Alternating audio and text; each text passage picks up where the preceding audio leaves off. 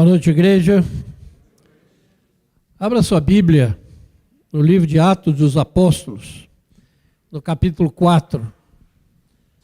Atos dos Apóstolos, capítulo 4. Nós vamos ler a partir do versículo 23, o texto no qual se baseia a mensagem que Deus certamente tem para o nosso coração nessa noite. Atos 4, 23 em diante, diz assim a palavra de Deus. Uma vez soltos, procuraram os irmãos e lhes contaram quantas coisas lhes haviam dito os principais sacerdotes e os anciãos. Ouvindo isto, unânimes levantaram a voz a Deus e disseram: Tu, soberano Senhor, que fizeste o céu, a terra, o mar e tudo que neles há, que disseste por intermédio do Espírito Santo, por boca de Davi, nosso pai, teu servo. Porque se enfureceram os gentios e os povos imaginaram coisas vãs? Levantaram-se os reis da terra e as autoridades ajuntaram-se a uma contra o Senhor e contra o seu ungido. Porque verdadeiramente se ajuntaram nesta cidade contra o teu santo servo Jesus, ao qual ungiste, Herodes e Pôncio Pilatos, com gentios e gente de Israel, para fazerem tudo o que a tua mão e o teu propósito predeterminaram. Agora, Senhor, olha para as suas ameaças e concede aos teus servos que anunciem com toda intrepidez a tua palavra. Enquanto estendes a mão para fazer curas, sinais e prodígios, por intermédio do nome do teu santo servo Jesus. Tendo eles orado, tremeu o lugar onde estavam reunidos. Todos ficaram cheios do Espírito Santo e com intrepidez anunciavam a palavra de Deus. Amém. Senhor, a tua palavra está diante de nós. Ela, por si mesma, é viva, eficaz, poderosa.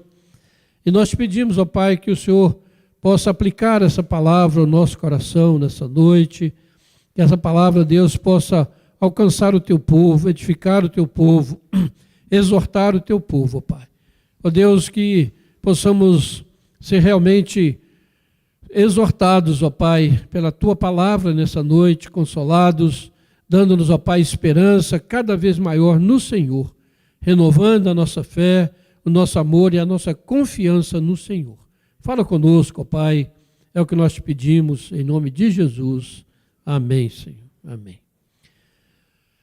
No domingo passado, eu preguei nesse texto de Atos capítulo 4, do verso 1 até o verso 22. E nós fizemos uma exposição desse texto, mostrando a coragem e a intrepidez de Pedro e João diante das autoridades que os interrogavam e os haviam conduzido por causa de um benefício que eles haviam feito ao homem enfermo e do modo maravilhoso como ele havia sido curado. E eles, ali naquele defesa diante daquelas autoridades, eles reafirmaram que foi em nome de Jesus que aquele paralítico havia sido curado. E depois no versículo 12 aí do capítulo 4, ele diz que e não há salvação em nenhum outro, porque abaixo do céu não existe nenhum outro nome dado entre os homens pelo qual que importa que sejamos salvos. Ou seja, eles honraram o nome de Jesus durante todo o seu discurso, de todo o seu sermão ali. E depois eles foram ameaçados. No finalzinho do capítulo, do versículo 19 e 20, eles foram ameaçados e proibidos de falar em nome de Jesus. E eles então responderam àquelas autoridades com muita coragem: julgai se é justo diante de Deus ouvir-vos antes a vós outros do que a Deus, pois nós não podemos deixar de falar das coisas que temos visto e ouvido. Aí então nós entramos agora nesses versículos que nós lemos e que eu quero também expor diante dos irmãos nessa noite. Vejam bem aí na sua Bíblia, vamos acompanhar aí, que no versículo 23, que uma vez soltos, eles procuraram os irmãos. Eles procuraram a igreja. Vejam que coisa interessante. E eu fico pensando, irmãos, nos nossos dias, qual será a nossa reação diante das leis, das proibições, né, que crescem a cada dia no Brasil, de se pregar aquilo que a Bíblia ensina.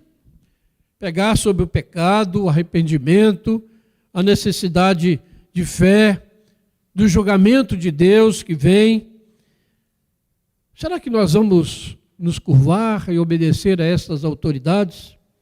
Será que nós vamos nos esconder, sumir para algum lugar em que nós não possam nos achar? Será que cada um de nós vai procurar um caminho e distância mais possível dos irmãos? Como será a nossa reação? Mas, irmãos, Pedro e João, quando foram soltos e proibidos de falar em nome de Jesus, eles foram procurar os irmãos, foram procurar a igreja, porque sabiam que ali, entre os irmãos, eles se sentiriam seguros, amparados, protegidos. Junto com os irmãos, eles poderiam orar, buscar a Deus, poderiam ouvir a palavra de Deus, poderiam ser edificados, consolados, renovados na sua fé e na sua coragem. Era diante dos irmãos que eles podiam, sem medo, contar quantas coisas lhes haviam dito os principais sacerdotes e as autoridades. Interessante, né? E eu tenho falado isso e tenho enfatizado que a igreja precisa aprender isso, que é no culto comunitário, que é junto com os irmãos que nós encontramos Deus, que nós entramos na presença de Deus como seu povo. Podemos ter os nossos momentos devocionais e precisamos tê-los, mas é no culto, quando a igreja está reunida, quando o povo de Deus está junto, adorando, buscando a Deus, orando, é que de fato o Senhor Jesus manifesta a sua presença no meio do seu povo. E por isso é que no culto as nossas orações, né, são apoiadas pelos irmãos, né, que oram conosco, que oram por nós. Então é muito importante essa atitude que os apóstolos nos ensinam. Naquele momento de dificuldade, de luta, eles procuram a igreja, querem estar junto com os irmãos, porque é junto à igreja que nós vamos expor as nossas lutas, dificuldades, vitórias, e que nós também seremos ajudados e apoiados. De extrema importância na vida cristã. E assim houvesse entre nós, né, esse mesmo sentimento daquela igreja primitiva de estarem juntos, de estarem adorando o Senhor, de qualquer oportunidade de eles estarem diante do seu Deus, o inimigo jamais teria vitória sobre nós. Porque, irmãos, o que nós vemos muito hoje, né, o crente normal, vamos dizer assim, é que quando surge um problema na sua vida, ou quando eles estão bem de vida, uma das coisas que fazem é afastar do Senhor, afastar da igreja. Estou com tanto problema que eu não consigo ir na igreja, não consigo prestar culto. Ou eu estou tão ocupado, estou fazendo tantas coisas, estou correndo de um lado para o outro que eu não tenho tempo para estar em comunhão com os meus irmãos. E quando nós fazemos isso, irmãos, a derrota é certa. A derrota é certa na nossa vida, na vida da igreja do Senhor. E eu penso, né, que nos dias que se aproximam, cada vez mais ameaçadores para os seguidores de Jesus, como nós iremos nos portar diante de tudo isso? Será que a gente vai encontrar na igreja aquele apoio, aquela oração, aquela palavra, aquela ajuda que nós precisamos, independente de como nós estejamos? Pense nisso. Mas você tem feito isso, você tem aproveitado as oportunidades que Deus tem lhe dado para estar diante dele, para buscar a sua presença, para orar junto com os irmãos, para sentir o amor fraterno que deve unir o povo de Deus? Vamos pensar nisso. Aqueles irmãos, diante de tantas ameaças, de tantas coisas que eles foram proibidos, eles buscaram o Senhor. Eles foram buscar a igreja para estar ali sendo apoiados. E no versículo 24, vejam a reação da igreja diante daqueles irmãos que chegam ali e contam o que as autoridades tinham dito para eles, a proibição. Vejam como a igreja reage. Ouvindo isto, unânimes, levantaram a voz a Deus. Eles foram buscar a Deus a solução para aquele momento que eles estavam vivendo, de ameaças, de dificuldade. Foram ali buscar o Senhor. E a reação natural seria eles não se reunirem. Olha, eles proibiram. Nós não podemos falar em nome de Jesus. Então nós também não podemos nos reunir em nome de Jesus. As autoridades vêm aqui, vão nos prender, vão nos maltratar. Eles têm poder e autoridade sobre nós. Mas pelo contrário, irmãos, eles foram buscar forças no Senhor.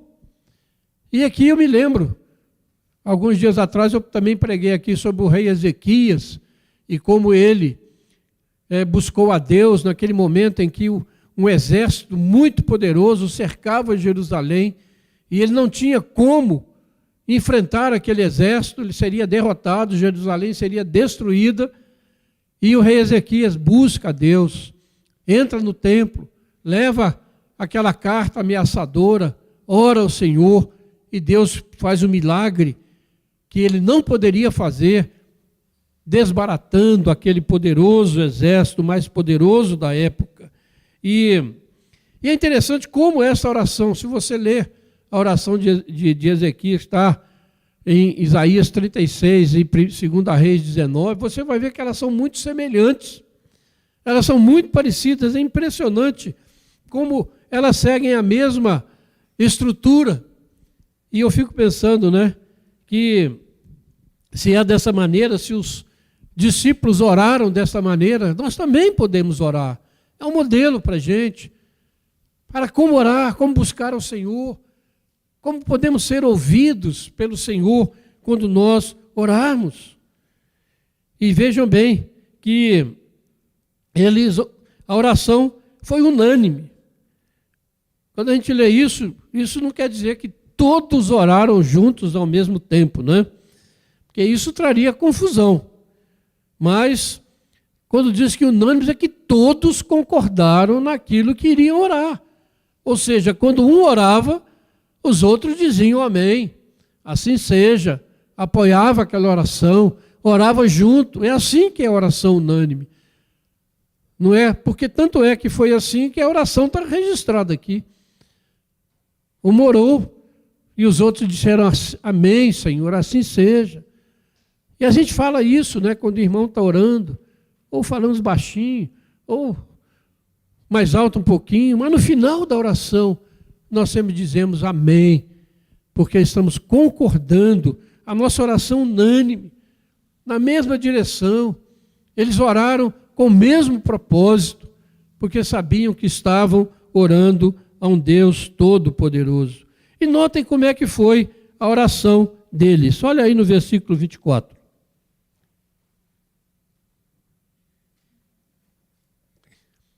Eles dizem: Tu, soberano Senhor. Vejam bem, irmãos, que eles começam a oração usando uma palavra que aponta para uma autoridade inquestionável.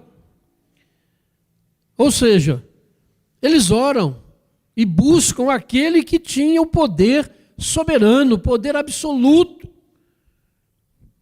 E esse poder não era das autoridades romanas, e nem daquele sinédrio que os havia ameaçado.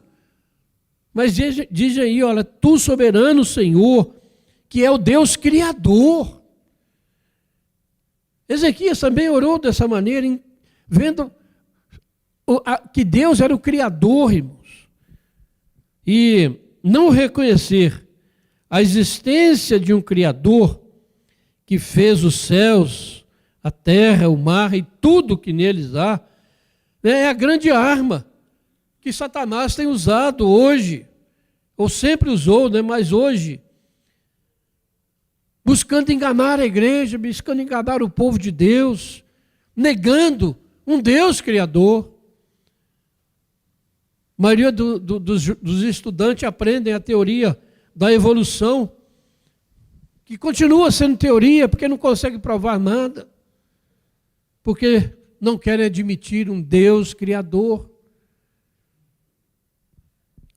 Hoje, de todas as maneiras, tenta-se negar a presença de um Criador, de que o ser humano foi criado à imagem e semelhança de Deus.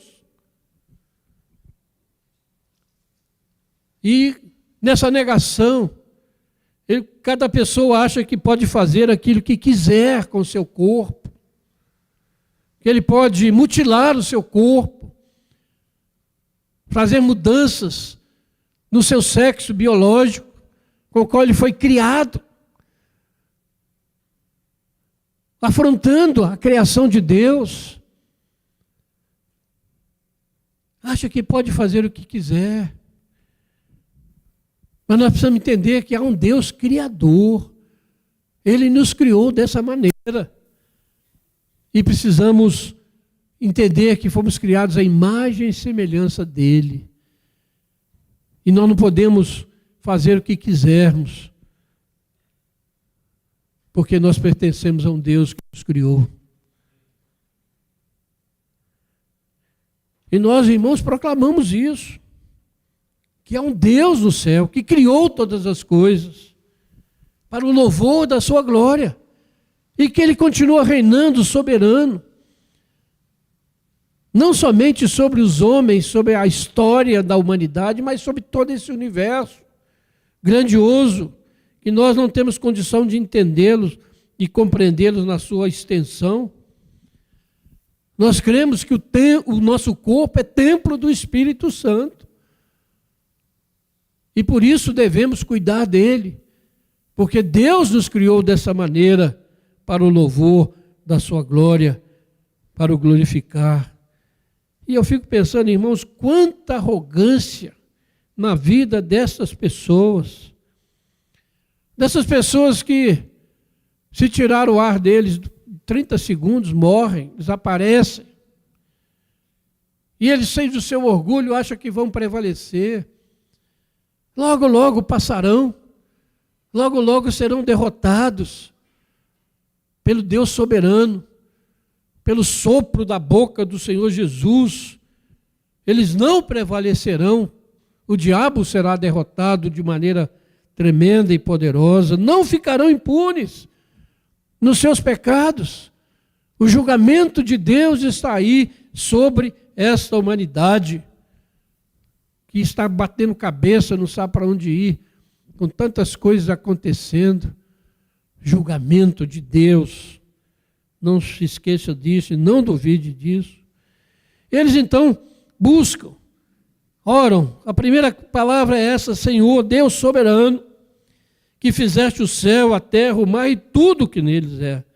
E nos versos 25 e 26, eles oram a palavra de Deus. Aquele salmo que o reverendo Pedro leu no início, capítulo 2, Salmo capítulo 2, diz isso. Por que se enfurecem os gentios e os povos ensinam coisas vãs? Levantaram-se os reis da terra e as autoridades, ajuntaram-se a uma contra o Senhor e contra o seu ungido. lá no Antigo Testamento, 1000 anos antes, uma profecia sobre aquilo que iria acontecer com o Messias, com o Senhor. E hoje os poderosos deste mundo sempre continuam enfurecidos contra o nome de Jesus. As pessoas podem fazer as maiores barbaridades, defender as crenças mais absurdas, mas se você falar em nome de Jesus, você começa a ter problema. É o ódio desse mundo ao nome de Jesus. E eles se ajuntaram ali para atacar ao Senhor, para atacar a igreja do Senhor. E eles mostram, eles oram, né, com essa certeza de que, e nós precisamos estar alertas para isso, que o mundo que nós vivemos é um mundo que se enfurece contra o nome de Jesus, contra a graça de Deus, contra os valores morais do cristianismo, se levantam tentando derrubar tudo isso. E essas ideologias malignas que se aparecem no nosso mundo, que infestam a nossa sociedade, serão destruídas, irmão. Serão destruídas. Como aconteceu com aquele exército poderoso da Síria. Serão desbaratadas, desaparecerão. Por quê? Porque isso nos lembra uma palavra de Jesus, diante de Pilatos, aquele que aparentemente tinha o poder e a autoridade. E quando Pilatos interrogava Jesus e Jesus não respondia, Pilatos disse para ele: olha, você não me responde? Você não sabe que eu tenho autoridade sobre você para te matar ou para te libertar? Aí Jesus respondeu para ele: olha, nenhuma autoridade você teria sobre mim, se do céu não lhe fosse dado. Jesus não se intimidou diante daquele homem que todo mundo tinha medo dele. Ele era o governador romano, um homem que tinha autoridade de vida e morte, mandava matar quem ele quisesse e libertava quem ele quisesse. Mas Jesus disse: olha, a autoridade que você tem, você só tem porque Deus, lá do céu, lhe dá essa autoridade. E assim são as autoridades desse mundo, que acham que podem fazer e acontecer, que podem zombar do nome de Jesus, que podem perseguir a igreja, que acham que vão implantar, né, criar um mundo de paz, de justiça, sem ter ali o príncipe da paz, sem a presença de Jesus. Jamais vão conseguir isso. Mas na sua empáfia, eles buscam isso. Mas aqueles discípulos sabiam disso, irmãos. Eles criam na autoridade do Senhor. Eles viviam debaixo dessa autoridade. Porque nenhuma autoridade desse mundo pode ter sobre nós mais poderes do que o Senhor Jesus. Ele é o nosso Senhor, Ele é o Senhor da nossa vida. Foi Ele que nos comprou, foi Ele que nos resgatou, foi Ele que nos dá uma esperança viva. Ele é o Senhor da nossa vida. Por isso precisamos obedecer antes a Deus do que aos homens. Obedecer a Deus, obedecer a sua palavra, muito mais do que obedecer aos decretos humanos. E nós sabemos, irmãos, pela palavra, pela profecia bíblica, e por aquilo que nós estamos vendo acontecer no nosso mundo, que em breve, se levantará um governo mundial que dominará os povos com grande poder e que vai perseguir a igreja. Está na Bíblia. Estude a Bíblia se você tem alguma dúvida. E a proibição de se pregar o evangelho bíblico, de anunciar aquilo que está escrito na Bíblia, que é a palavra de Deus, se torna cada vez mais forte. Cada vez a ameaça e a perseguição. Quantos pregadores fiéis estão sendo bloqueados nas redes sociais. Quantas palavras de verdade estão sendo proibidas de serem ditas. Então assim caminha o nosso mundo. Mas uma coisa que nós não podemos perder de vista, irmãos, aquilo que os discípulos disseram, que tudo está sobre o controle do soberano Senhor, aquele que nós adoramos, aquele que nós estamos aqui nessa noite diante dele, aquele que está aqui porque nós viemos prestar um culto a ele em espírito e em verdade, pela mediação única de Jesus Cristo. Esse Deus nós sabemos que tem todo o controle. E como eles dizem, diz a palavra, né, eles imaginam coisas vãs contra o povo de Deus, porque é o próprio Deus quem guarda o seu povo, o povo da aliança. Porque as autoridades e os poderes deste mundo se levantam para logo cair. A história está cheia disso, de homens que se levantaram durante a história, fizeram e aconteceram, e daqui a pouco desapareceram. E só ficou um rastro, às vezes, de destruição.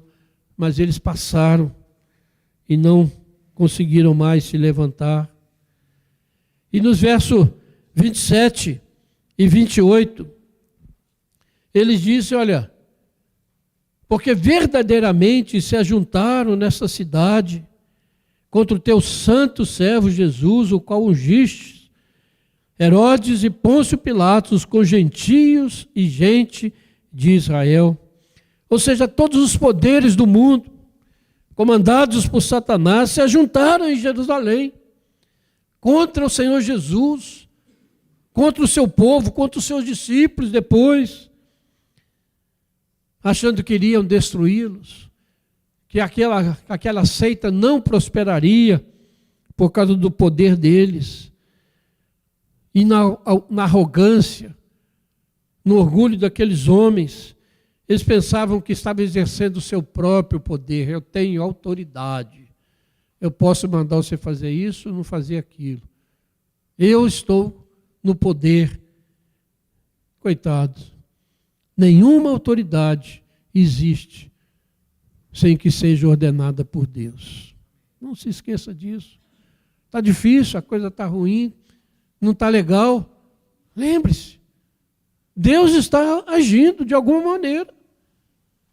E nós precisamos entender o tempo que nós vivemos, para não acharmos que nós somos abandonados ou que o diabo vai vencer, mas lembrar que tu, soberano Senhor, que dirige a história, é o meu Deus, é o Deus que cuida da minha vida, é o Deus que me ama e morreu por mim. Temos que fazer isso, sim, irmãos.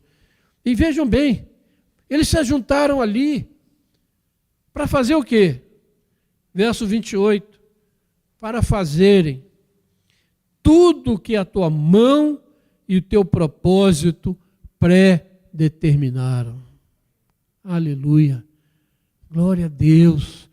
Vejam a soberania desse Deus e como aqueles discípulos entendiam isso. Eles estavam sendo ameaçados, perseguidos, poderiam ser mortos. Ele diz, olha, eles se ajuntaram para fazer aquilo que o Senhor mesmo já disse que vai acontecer. E é o que nós estamos dizendo, virá esse governo mundial sobre o mundo, não tenho dúvida disso. Virá. Mas para fazer o quê? Para cumprir a palavra de Deus.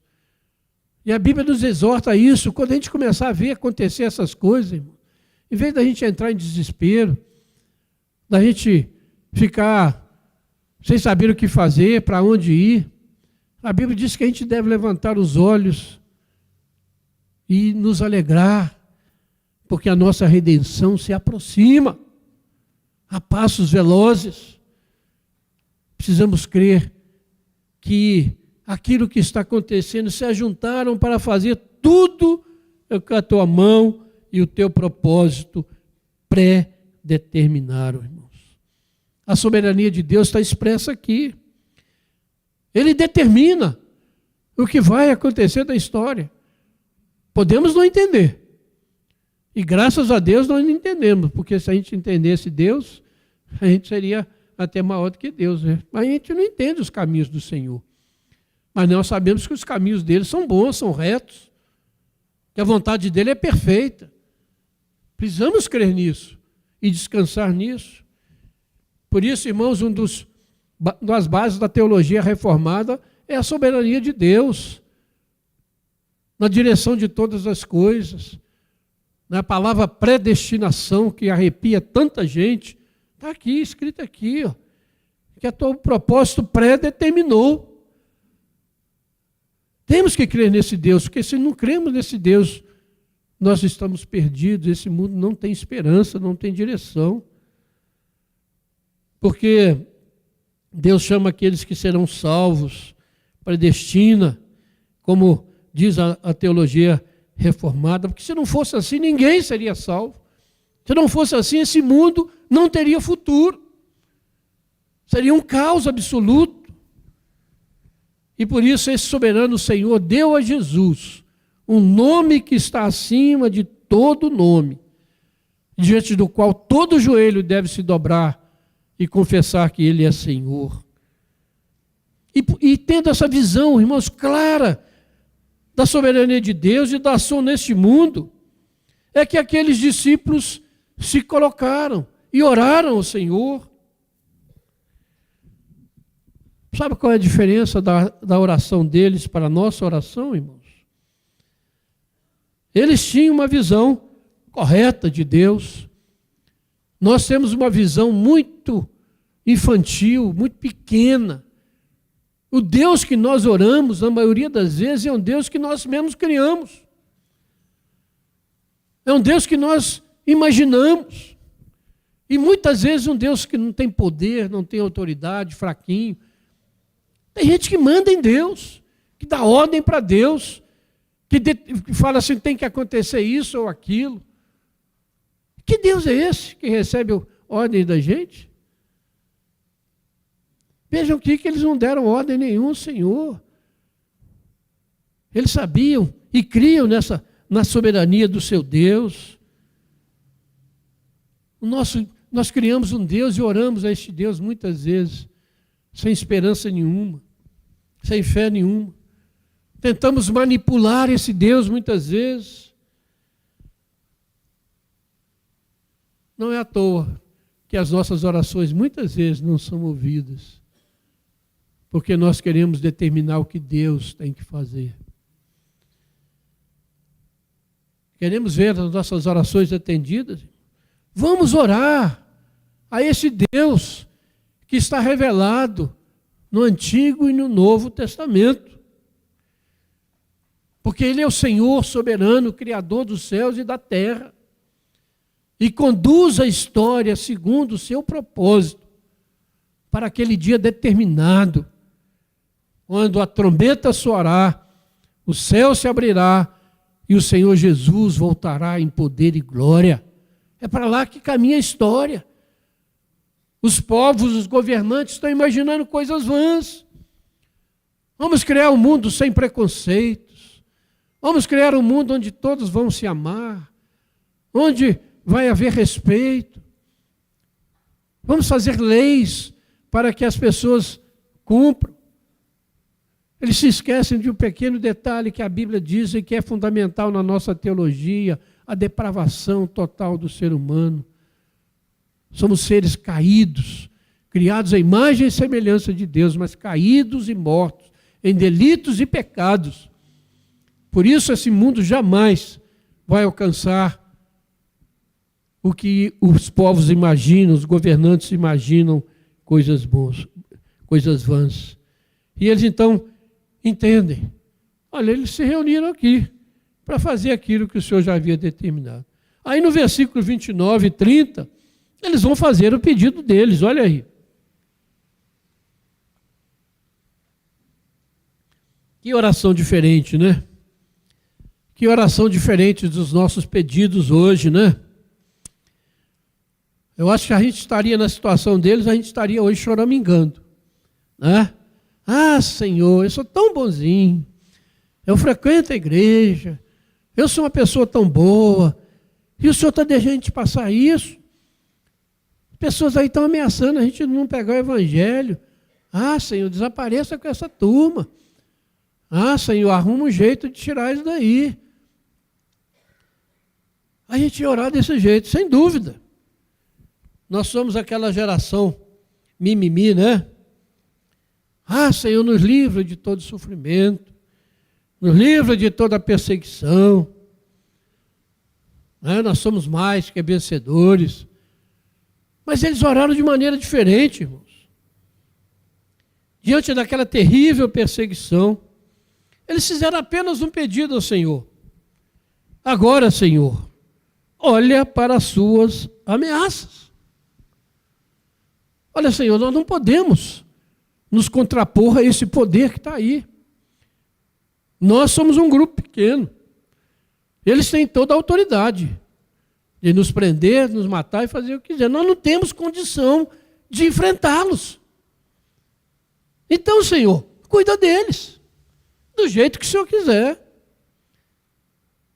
Olha para as suas ameaças. Deveríamos orar assim, né, irmãos? Senhor, olha esse mundo que está aí, louco, ameaçando a igreja, ameaçando os nossos filhos, com ideologias tão terríveis. E a gente fica pensando, o que nós podemos fazer? Nós não temos poder político, econômico, militar para enfrentá-los. E a tendência, às vezes, é a gente se acomodar, se acovardar. Mas nós temos que entender como eles, Senhor, olha o que estão fazendo. Vejam a ameaça que estão fazendo à igreja. Vejam como é que eles estão tentando seduzir os nossos filhos, tirá-los da presença do Senhor. Olha, Senhor, cuida, Pai. Eu não posso cuidar, mas o Senhor pode. Nós não temos condição de, mas o Senhor pode. Foi o que Ezequias disse também. Senhor, ó, esse rei está aí, esse exército poderoso está aí na porta de Jerusalém. Nós não temos condição de resistir a eles. Olha, Senhor. E naquela noite o Senhor destruiu aquele exército poderoso.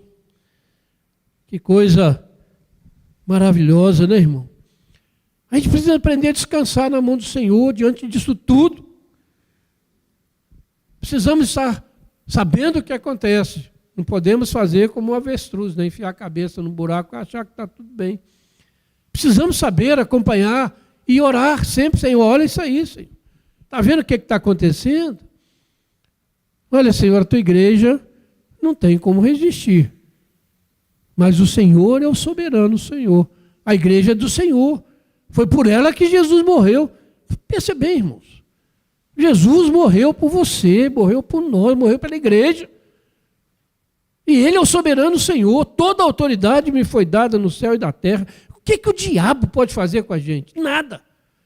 O que os governantes deste mundo podem fazer conosco? Nada. A igreja é do Senhor. Descanse nisso. Creia nisso. O Senhor está cuidando da sua vida, está cuidando da sua família. O Senhor está no controle. Às vezes a gente não entende, não vê, não entende o que é. Mas está. Creia. Vamos crer nisso. Que é um Deus cuidando de nós. E nós seremos apresentados a Deus, a igreja vitoriosa, adornada como noiva, diante do Senhor. Senhor, olha para ameaças. E o que eles pedem? Senhor, concede aos teus servos que anunciem com toda intrepidez a tua palavra. Que coisa, né? Eles pedem ainda mais coragem, mais intrepidez para enfrentar aquele pessoal, para pregar o Evangelho, para anunciar a salvação em Jesus Cristo, para continuarem fazendo bem. Eles não tinham sido presos porque haviam curado um homem. E a igreja vai fazer o bem quando ela anuncia o Evangelho. Porque o maior bem que nós podemos fazer por alguém é apresentar Jesus e essa pessoa crer e ter vida eterna. Porque todas as outras coisas que a gente pode fazer para as pessoas, e às vezes é importante, você pode dar comida, você pode dar abrigo, você pode lutar por leis mais justas, tudo isso é importante. Mas nada disso livra alguém do inferno, da morte eterna. Só o que livra a pessoa da morte eterna é o evangelho da cruz, onde Jesus deu a sua vida para nos salvar. Então a melhor coisa que nós temos que fazer é continuar pregando. E por isso a gente insiste na igreja reformada em pregar a palavra, porque a fé vem pelo ouvir a palavra. Não é por coisas lindas, maravilhosas, por pregação de autoajuda, de fazer isso ou de fazer aquilo, de ser influência aqui ou ali, mas é pela pregação da palavra que as pessoas são transformadas. Concede, Senhor, que a gente continue pregando com intrepidez. Eu não sei o que, é que vai acontecer. Eles podiam dizer, eu não sei. Estão ameaçando a gente, vão continuar ameaçando. E depois, no capítulo 5, se você ler em Atos aí, eles vão ser presos novamente, né, vão ser levados diante das autoridades. Mas eles não recuam. Não recuam. E vão em frente. Precisamos aprender isso. Senhor, olha a situação desse mundo. Mas concede a nós fé, esperança, amor, alegria, paz. No meio disso tudo, Senhor, dá-nos intrepidez para pregar o Teu Evangelho. O Evangelho da graça, que transforma, que muda as pessoas. E pregar o Evangelho é a nossa missão, é o nosso chamado. Não podemos ter medo das ameaças,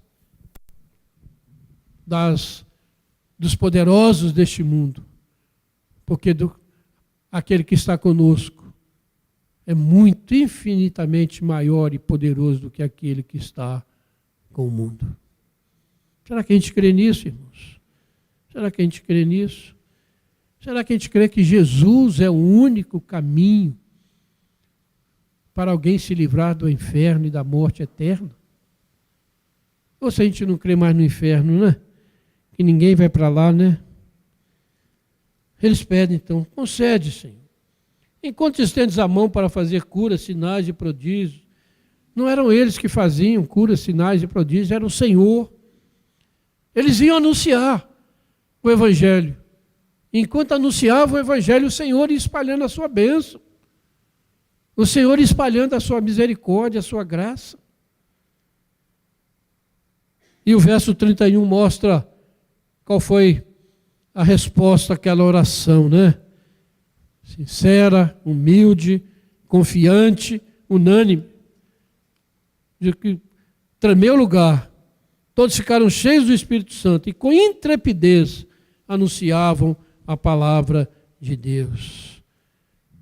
Daqui não quer dizer que houve um terremoto literal, né? Mas que as pessoas foram tão impactadas, a presença do Espírito Santo foi tão forte, que parecia que tudo estava fora do lugar, né? De tanta emoção, de tanta presença do Senhor, que havia mudado, concedido a eles aquele poder, aquela intrepidez, e transbordavam de alegria. Lá na frente, quando eles foram açoitados, né, eles saíram de lá louvando a Deus, porque haviam sido dignos de sofrer afronta pelo nome de Jesus. E quando ficam cheios do Espírito Santo, irmãos, mais uma vez aqui se cumpre aquela promessa de Atos 1:8. Recebereis poder ao descer sobre vós o Espírito Santo, e sereis minhas testemunhas até os confins da terra. Cumpriu-se novamente. É o Espírito Santo em nós que vai nos dar essa intrepidez e essa coragem. Não é por nós mesmos. Que texto maravilhoso da palavra, né, irmãos? Que palavra, que exemplo nós temos daqueles irmãos primitivos. Concluindo essa palavra, esse é um texto muito precioso para nós, igreja, nesse tempo. Tempos difíceis. Para você viver o cristianismo, para você viver a sua fé, é difícil. Não podemos negar isso. nossos jovens, né? Tempo difícil para eles manterem a sua integridade. Porque a verdade, os valores do cristianismo estão sendo totalmente tirados, totalmente varridos das sociedades. E o mundo está adotando padrões de comportamento completamente contrários ao que diz a palavra de Deus, aquilo que a humanidade viveu. Não existe mais verdade absoluta, Jesus deixou de ser a verdade. Estão criando um monte de mentiras e puseram um nome novo, né, de fake news. E ninguém sabe mais o que é a verdade, ou alguém diz isso é verdade e isso não é. Quando a Bíblia é o Senhor, é a verdade única e verdadeira, é a palavra de Deus. A vida de santidade já é desprezada dentro da própria igreja. Cristãos que deixaram de entender que o seu corpo é templo do Espírito Santo e vivem em dissolução, vidas ímpias. Que coisa terrível. O caráter cristão, a alegria, a paz têm fugido no meio do povo de Deus. E essa sociedade secularizada, egoísta, que é voltada para si mesma, onde as pessoas querem acumular cada vez mais bens, mesmo que não tenham como desfrutar daquilo, né? Que coisa terrível, que escravidão. Lutam, correm, obtêm as coisas, mas não desfrutam daquilo que possuem. Ameaça a pregação do Evangelho da cruz se tornam cada dia mais violentas. E há medo, há insegurança, sem dúvida. Mas, irmãos, o exemplo do rei Ezequias diante daquela situação que ele não podia enfrentar, o exemplo dos apóstolos, que também não tinham como enfrentar o poder do Império Romano, nem o poder daqueles sacerdotes.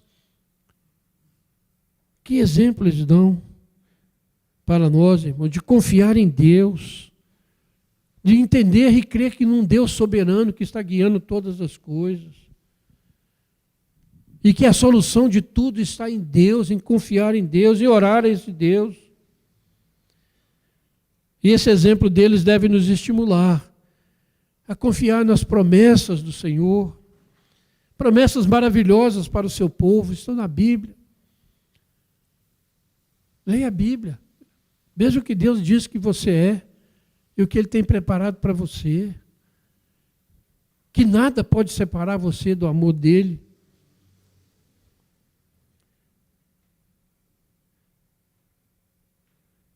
Que somos filhos de Deus, eleitos em Cristo Jesus antes dos tempos eternos, para sermos o seu povo nesse mundo.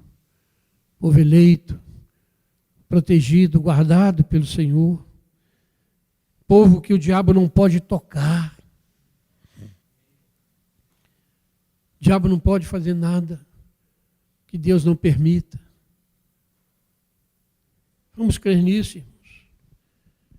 Porque nada, nada, nada pode nos separar do amor de Deus que está em Cristo Jesus, nosso Senhor.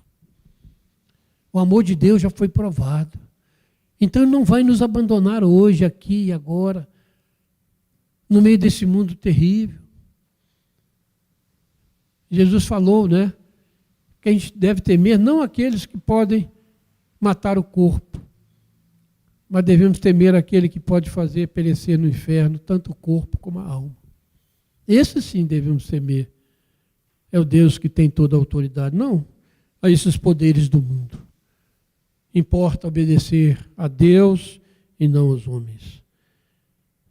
E que o Senhor realmente nos conceda, irmãos, a mesma intrepidez daqueles irmãos do passado, não somente destes de Atos, mas aqueles que ao longo da história têm sido fiéis, têm plantado igrejas, têm ido por todo o mundo. Nós estamos aqui hoje porque muitos irmãos foram fiéis no passado. E vamos continuar assim até quando o Senhor quiser. Até o dia final, como diz a palavra. Ou final para nós, ou no dia que Jesus voltar em poder e glória. Esse é o desafio nosso. Permanecer fiéis em todo o tempo. Que Deus nos ajude, nos abençoe, que o Senhor tenha misericórdia de nós e que o Senhor possa nos conceder essa mesma fé, esperança e amor. Em nome de Jesus. Amém. Vamos orar? Senhor Deus, nosso Pai, muito obrigado, Pai, pela Tua palavra. Obrigado a Deus por este relato de Atos dos Apóstolos, mostrando, ó Pai, a intrepidez, a coragem, a determinação daqueles irmãos no início da igreja, Pai. Ó Deus, que confiaram no Senhor. Ó Pai, dá-nos a mesma confiança. Cria entre nós, ó Pai, aquela mesma unidade que havia entre eles. Naquele momento de luta, dificuldade, eles buscaram a igreja, eles buscaram os irmãos. Eles foram te adorar, ó Pai. Eles estavam no templo orando, unânimes, buscando o Senhor, ó Pai. Ó Deus, dá-nos essa mesma sensibilidade, esse mesmo sentimento, para que em todas as circunstâncias da nossa vida a gente possa buscar e encontrar apoio na igreja, na adoração, no louvor, nas orações, na palavra. Em nome de Jesus, ó Pai. Guia-nos, guarda-nos, dá-nos, ó Pai, coragem para continuar pregando o Evangelho da cruz. Em nome do Senhor Jesus nós oramos. Amém. Vamos nos colocar de pé.